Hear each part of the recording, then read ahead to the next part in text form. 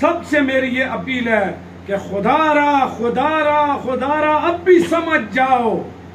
اب بھی کچھ نہیں بگڑا، سمجھ جاؤ، اور ہر ایک بندہ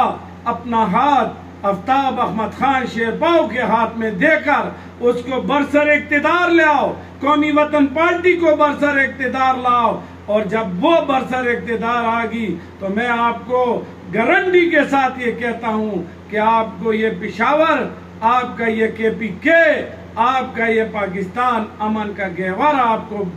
بن کے ملے گا، وہی جو قائد اعظم کے دور میں تھا، وہی جو شہید بٹو کے دور میں امن کا گہوارہ تھا۔ آپ آفتاب احمد شیرپاؤ صاحب کو لاؤ۔ دوسری بات،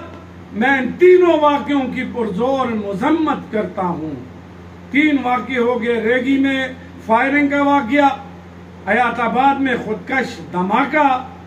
اور تحصیل باڑہ میں دھماکہ، اور یہ ابتدا جو سامنے آئی ہے، خدا را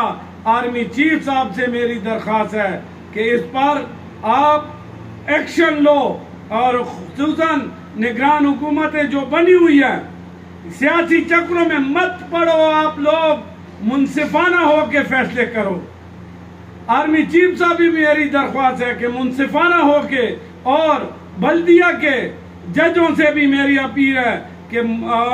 آپ جو ہے تو فیصلے ایسے کرو کہ سیاست سے پاک ہو کے، اور پولیس کے جو شہید ہوئے ہیں ان کے لواحقین کے ساتھ میں ان کے غم میں برابر کا شریک ہوں، اور ان سب کے لیے میں دعا گو ہوں کہ اللہ تبارک تعالیٰ ان کو جو شہید ہو گئے ان کے مرتبے اعلیٰ کرے، اور جو ان کے لواحقین رہ گئے اللہ تبارک تعالیٰ ان کو صبر جمیل عطا کرے، اور اللہ تبارک تعالیٰ جن کے کمانے والے تھے چلے گئے ان کے غائبانہ اللہ کا کمانے والے پیدا فرما دے۔ پاکستان زندہ باد، پاکستان زندہ باد، پاکستان تائندہ باد، زندہ باد۔